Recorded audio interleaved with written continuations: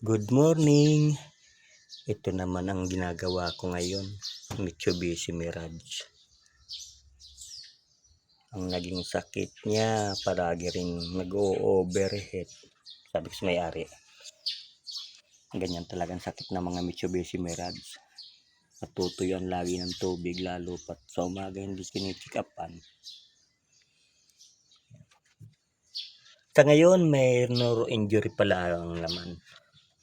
Hindi pa masyadong malalang gastos. Kaya okay lang. Kayang-kaya pa ng may-ari. Ang katiwiran ko kasi nakabili nga siya ng kotse, tapos pagdating sa ganitong gastusin, wala siyang mabubunot. Imposible naman.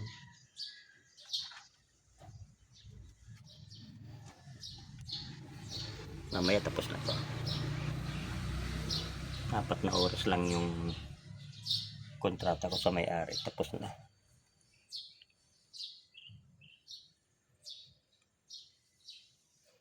Okay, bye-bye na muna.